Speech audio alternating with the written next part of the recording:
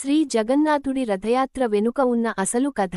ఒడిశాలోని పూరీలో ప్రతి సంవత్సరం లక్షలాది మంది భక్తులు ఎదురుచూసే మహోత్సవం శ్రీ జగన్నాథుడి రథయాత్ర.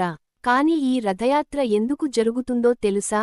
శ్రీ జగన్నాథుడు, అన్నయ్య బలభద్రుడు, చెల్లెలు సుభద్రాదేవి కలిసి భక్తులకు దర్శనం ఇస్తుంటారు. ఒకసారి ముగ్గురూ తమ అత్తగారి ఇంటిగా భావించే గుండిచా ఆలయానికి వెళ్లాలని నిర్ణయించుకున్నారు.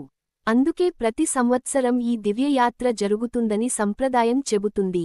వారి కోసం 3 మహారథాలు తయారు చేస్తారు. జగన్నాథుడు నందిఘోష, బలభద్రుడు తాళధ్వజ, సుభద్రాదేవి దర్పదళన.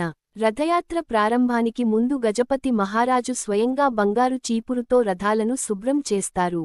దీనిని చేరా పహరా అంటారు. ఇది దేవుని ముందు అందరూ సమానమనే సందేశాన్ని ఇస్తుంది. లక్షలాది మంది భక్తులు రథాల తాడును లాగుతూ జై జగన్నాథ అని నినాదాలు చేస్తారు. జగన్నాథుడు, బలభద్రుడు, సుభద్రాదేవి గుండిచా ఆలయంలో కొన్ని రోజులు ఉంటారు. ఈ కాలంలో భక్తులు ఎంతో భక్తితో స్వామివారిని దర్శించుకుంటారు. తర్వాత తిరిగి జగన్నాథ ఆలయానికి చేరే యాత్రను బహుడా యాత్ర అని పిలుస్తారు.